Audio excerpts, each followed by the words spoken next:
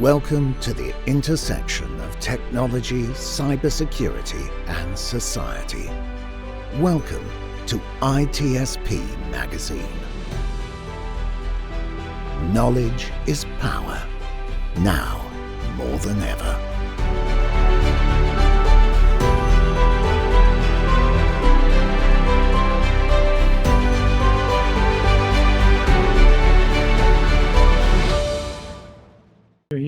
Oh, no, you do.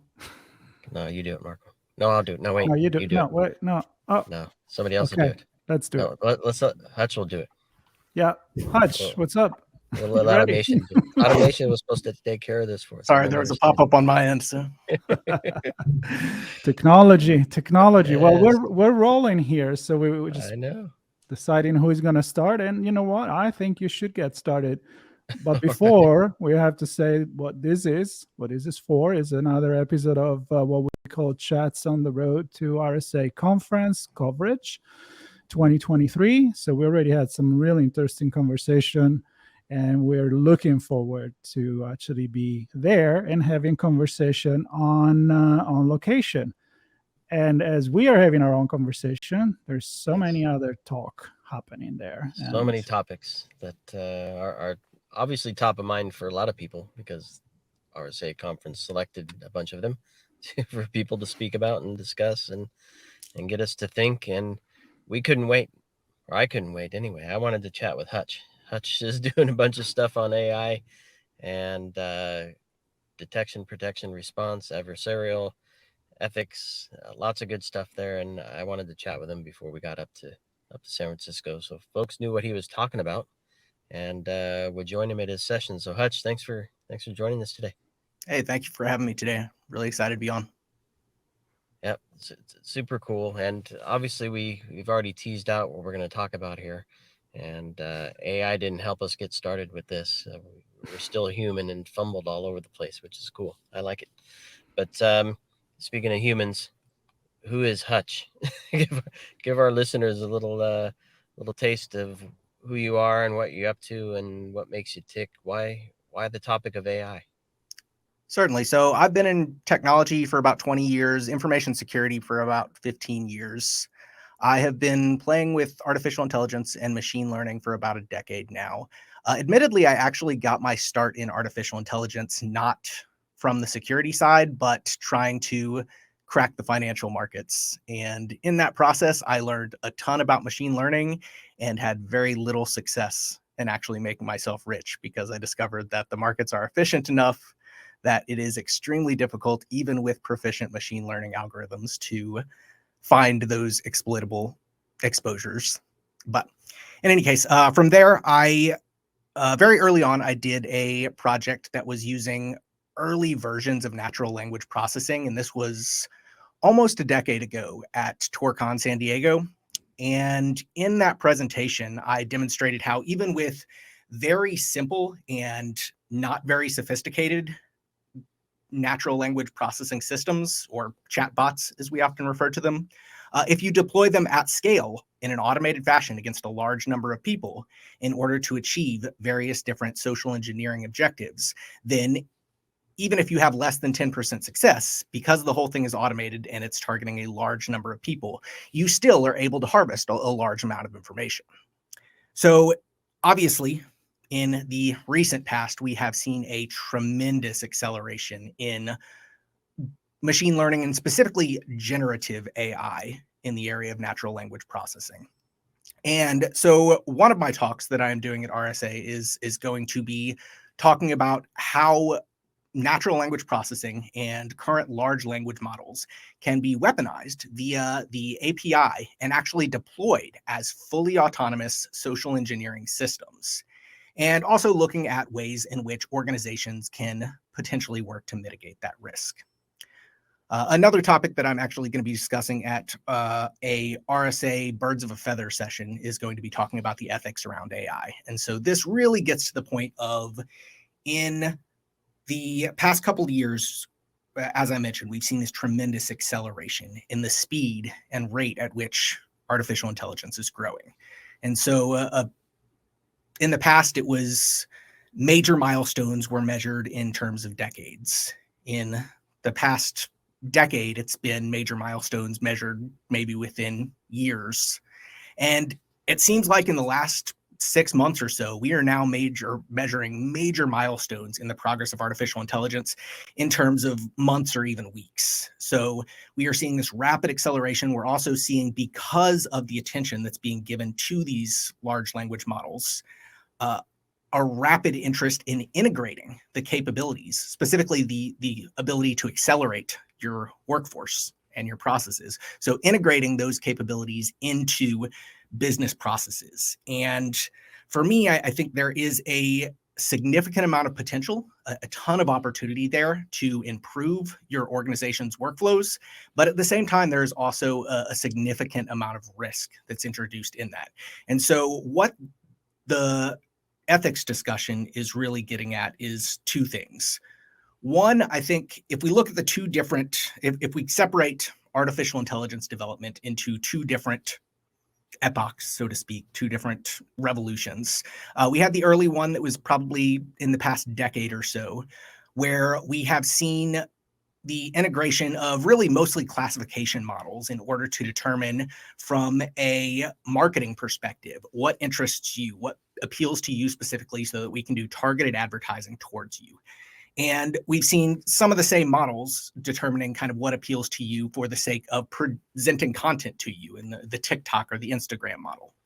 And while I think there is a lot that's very impressive about what that machine learning capability brought to those platforms, there also were very notable societal impacts to that. I mean, I look at my son and his entire generation, and he's 13 years old, and he can't step away from his phone or be without his phone for 5 minutes without being bored out of his mind. And it was this artificial intelligence capability that created this instant gratification culture of I need to constantly be entertained. I need to constantly consume more and more content. And I think this new generation of artificial intelligence, of our generative artificial intelligence, is just the next iteration of that, because we've got essentially a capability where no longer do we need to go out and search for specific information that we want and dig through a lot of different articles online. You can literally ask a question and in seconds get that instant gratification, that exact answer to the question that you are asking. And so I think that from a societal perspective, we need to look at what are the potential long-term impacts to our society as a whole, from mental health, from also topics that are more widely discussed, like the mental health problem, but also job displacement. The fact that this is potentially going to have impacts on either displacing or drastically changing the way in which people approach their jobs. And then I think there's also the question of business or ethics as well. So as a business executive, you have a fiduciary responsibility to your shareholders, regardless of whether your organization is private or publicly held. And so I think balancing that need to drive a successful business with also considering the societal impacts, the impacts to your workforce, is a very hard problem to solve. And so that's why I've approached this as a birds of a feather session, is because I certainly don't have all the answers to that. And I think I can help to highlight some of the problems around that. But I think that it will be extremely helpful to bring together a group of industry professionals who have strong opinions in these areas in order to have that collaborative session and better define a best way forward. And with it's a Chatham Mouse rule, so with no media, you can actually have ethical, meaningful conversations. They won't let Marco and I into those, sadly, but don't have those were the best. Those were the best conversations. I could sneak in, but I won't. Now, wow, you gave an entire introduction that, in my opinion, is hours worth of conversation. So I'm going to try to keep it very focused. First comment that I have is, of course, about ethics, because I talk a lot about it. And I don't think we'll ever come up with the final answers, but most definitely a lot of different answers that maybe altogether we can kind of filter the extreme and keep it balanced. So I think that keeping that conversation going with experts that are also open to other people, conversation and opinion, it's extremely important. So good luck with that. I'm going to go eventually in an observation, and I know that eventually Sean can get deeper into, is where we are at with AI use for nefarious activity. I mean, you're talking about quantity, like, we amplify the message, eventually something's stuck, and works. And so I feel like, people are expecting a lot of quality from AI, but I'm feeling it more as a tool and more of an amplification. So is that your approach to this? And maybe marketing is pushing it too much to be also quality, or am I misunderstanding? I think I agree with you and I think a lot of the problems around the perceptions of AI stem from the fact that a lot of people don't really understand how it works. They don't understand that it's essentially a predictive model that is attempting to identify the next token in a language sequence. And of course, you do those statistical calculations and you extrapolate those across billions of different parameters. And what comes out is very impressive. So I do think it is a very useful tool. I think personally, I've used it in some of my R&D projects at Set Solutions for coding and for accelerating those processes. And I've seen multiple other applications that are very useful for it. I think that it is going to have inherent limitations, though, based on just the way that it's designed. And I think that there's this perspective of immediately on the horizon, or in the very short term, we're going to hit something akin to artificial general intelligence, or machines that are just as capable in all regards as humans. And I think instead we have a model that is extremely capable in a very nuanced area. And I think that will translate to different capabilities, but I think that the expectations have been a bit skewed. So I think you're right. I think it is a tool. I think that there is some value in that tool, but I think like any tools, we have to be aware of the risks to our organization. And I think, to your point, there is a lot of adversarial uses, especially with as fast as this is moving. As the defenders, we also need to be moving just as quick to make sure that we have addressed the potential malicious use cases for this tool. A couple different things that we've been able to accomplish with some of the research that we've done with these large language models is, one thing that we've noticed is a lot of the limitations or restrictions that exist when you interact with the web interface are not there when you interact with the API. And so you can programmatically create a system, and there are ways that you can actually inform it on its own identity or who it's going to pretend to be, the identity of who it's interacting with, the pretext of what it's trying to accomplish. And with all of those pieces together, you can deploy on any kind of text-based platform, whether that's SMS, email, Teams or Slack, any of your social networks. You can deploy a fully interactive system that will engage in an ongoing conversation with a person, will build rapport in the same way that a human would with social interactions, and will exploit all of those social factors that adversaries in the past have exploited as social engineers. So it's really terrifying what some of the capabilities are from the adversarial perspective.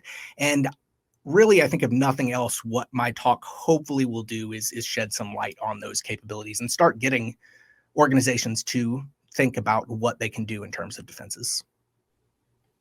I love it. I was on doing a podcast with Tom Meston. He's the host of Shared Security podcast. You may know him. And we got into ChatGPT, as pretty much every conversation seems to these days. Yep. And to your point, I'm glad you brought it up, and I want to take a minute here because we were talking about the web interface, and yes, you can do. It has restrictions for what you can do, but it also has no barriers or controls for what you shouldn't be doing. Right. No hard controls. Right. So whereas if an organization were to leverage the API, and you described it in the context of perhaps customer service, so some chatbot supporting customers through social media or whatever, and having that conversation more through a web interface. The company has some control over the API, like you were describing, what is a context, pretext, identities and personas and those types of things. But also, I presume, what gets shared out in and out on each side, protecting customers from sharing passwords and and credit card information and other things like that, and also preventing the company from sharing IP and things like that. So it was an interesting conversation I had. I want some of your thoughts on how organizations should perhaps approach using it for internal use, external use with customers.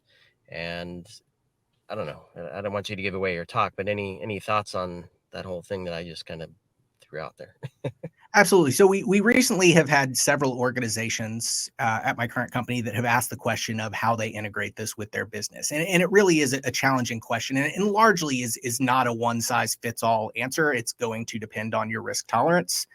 One of the interesting things is that if you allow a language model to operate on data that is specific to your organization, such as, again, in that like customer service type capability, what is extraordinarily difficult to do is to actually put controls around it that prevent it from or constrain it as to how it discloses that data.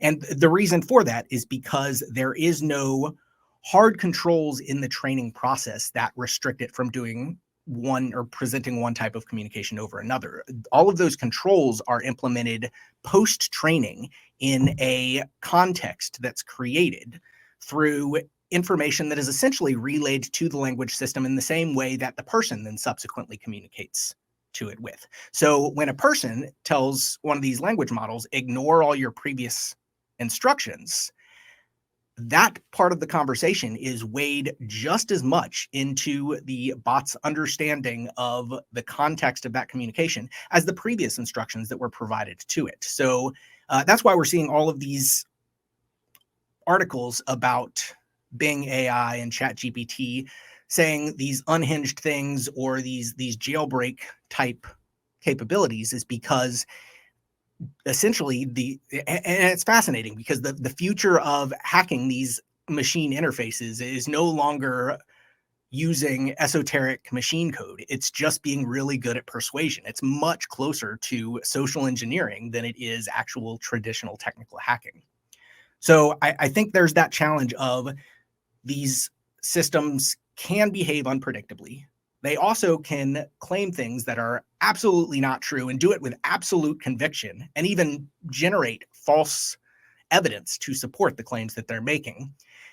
And because of those reasons, even if that happens only 1% to 2% of the time, it makes it a significant risk to integrate without a human into your workflows. So I think for organizations, if you are going to integrate large language models into your processes, there has to be a human element, a sanity check after the output of those large language models in order to make sure that what it is presenting is factual, is technically accurate, and that it's not in some way problematic for your brand or your organization.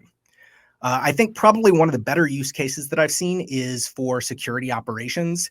If you take the details of an event and then you ask the language model to summarize that event concisely, it is very effective at doing that because it's essentially taking just data that you provided it and creating a summary. It's not trying to tell you what's true. It's just trying to summarize what you've already provided it. And so in use cases like that, I think it works much better without the same level of guardrails. But when you actually have it making or weighing in on operational decisions, I think there's a tremendous risk to the organization. Well, you make me think about the book Max Tegmark. I think you read it, Life 3.0, where he brings out a lot of different scenarios, and he's always the general AI in this case tend to escape not by using technological hack, but manipulating people. And it's very, very fascinating when Absolutely. you think of that way. I don't know if you've seen the movie Ex Machina, but in that movie, which was just a few years ago, kind of the same scenario. You've got an artificial general intelligence that uses all the forms of human manipulation to ultimately escape from its prison, and just with zero remorse, zero actual feeling, is able to murder and leave behind the people that it and that's a fear. He's using human skills against human, and which brings me to exactly the question I was going to ask you, which is, are we going to try to? What's the answer? Is it fire with fire? Is that we're going to fight AI with AI, or what's the future there? So I think we're going to have to some extent. The question is the reliability of that. And the one thing that immediately comes to mind in terms of battling AI with AI is the academics problem. So we've seen a tremendous concern in the academic community that students are using ChatGPT and other language models to generate their admissions essay, their school essays, their projects. And the only solution that we've come out with since is a classification model that takes input data and it says, based on its training data, the likely probability of whether or not it was AI generated or human generated. And the problem is, and actually the leading model is Zero GPT, which was released by OpenAI, the same organization that created ChatGPT. But it's extremely unreliable. So people have shown that if you feed it the Constitution of the United States, it will indicate that it is nearly 100% confident that that is AI generated. And so, I mean, there's really two possibilities there. Either the founding fathers were time traveling artificial intelligence systems intending to control our future, or the more likely explanation, it's not a reliable way to determine whether or not something was AI generated. So I think even if we do begin to integrate models that weigh in on whether something was programmatically generated or not, I think there's a serious concern about whether or not, because ultimately that content is all derivative. While it is AI generated, all of that content is derived from something that was originally human generated. And so it becomes very difficult for a classification system to be able to draw that clear line of demarcation between what is AI generated and what is human generated. So I think there are some challenges there. I think that, unfortunately, in order to keep up from a defensive perspective, that's how we're going to have to go about it. But I think that we are going to have to engineer models in such a way that we are conscious of the biases that they're introducing. And what I mean by that is with that Zero GPT model, what you see biases where if somebody's a proficient writer, then they're more likely to be classified as artificial intelligence. And it has that bias, which is really bad because it means that our good students are going to more likely be flagged for cheating. The other bias that I've seen it consistently introduce is a lot of the large language models are trained to not provide opinions, to just deal in facts. And so what I've noticed with the Zero GPT model is if you provide an opinionated piece of writing, then it's much more likely to claim that it's human generated. And if you provide more of a factual or informative piece, then you're more likely to get flagged as AI. And so we have these biases that are introduced based on the training samples that are used in order to build these models. And I think that we have to take a much closer approach to understanding those biases, to picking them apart, to understanding the assumptions of these models. The financial sector actually does something called MRM, or model risk management, which is and of course, in finance, the efficacy of your models is absolutely critical to the profits of your business. So in insurance, you have to be able to reliably predict the likelihood that somebody is going to get in an accident within X number of years. So because of that, they've created this entire process called model risk management, where they very carefully go through the models, look at how the data is aggregated, how it's prepared, all of the assumptions that go into everything that is built into that model, and pick it apart in order to understand what those assumptions and biases are. And I think that we are going to need to start applying that more carefully within technology and with information security as well. So many questions. I mean, gazillion paths we can take this trip to AI land and end up in who knows where. We probably not even anywhere we thought we'd go. We'd end up someplace different. But I think what I'd like to do, I want to give you another minute to kind of recap your two sessions. I think yeah, we could talk for hours on all the things you've already discussed if we just wanted to, but we don't have that amount of time, sadly. So let's do this. I think there's no question people will enjoy what you are sharing in your catfishing session and what you're discussing in your birds of a feather ethics session. So maybe a quick call to action from you for both of those. Have people join you, meet you there, have their own conversations on the things that matter to them, And then I'd like to invite you back to have more chats on this, more human chats on this topic, maybe after the conference as well. So, Hutch, maybe a few words for each of your sessions to get people a tease of what's coming. Absolutely. So just to recap, both of my sessions are going to be on Tuesday, April 25th. And they are, again, a birds of a feather session, which is going to be a collaborative session, which we are going to attempt to dissect, as Marco pointed out, in a best effort fashion, the right balance between ethics in terms of being conscious of the impacts that rapid innovation are going to have, and being mindful of the potential opportunities that artificial intelligence does provide to the business. And then my other segment is going to be referred to as catfish automation, which is, and then I think the subtitle is the emerging use of artificial intelligence and social engineering. And that is going to be a talk that is going to look very closely at the adversarial use of large language models and what I foresee as the likely somewhat dystopian future of what threat actors are going to be capable of when they begin to weaponize these capabilities that are becoming on a daily basis more and more accessible. So definitely invite anybody that's out there at RSA. If you have the opportunity, stop by. Would love to have you as audience, but also to have a conversation. Yep, most definitely. And it's funny, every time I hear adversarial AI, my mind first goes to a hacker misusing the system to bypass and manipulate rules and things, and then social engineering manipulate humans. But then I immediately go to, well, the companies could be the bad actors. Absolutely. Like totally screwing us over as humans as well. So hopefully somebody's looking at all these things, and we didn't get to talk about it. Maybe we'll look at the full ecosystem. I know I wanted to kind of kick it off with that, but I think there's a lot of players, a lot of components, a lot of parts, a lot of data. Nation states too. Yeah, are already playing with this technology. So. Exactly.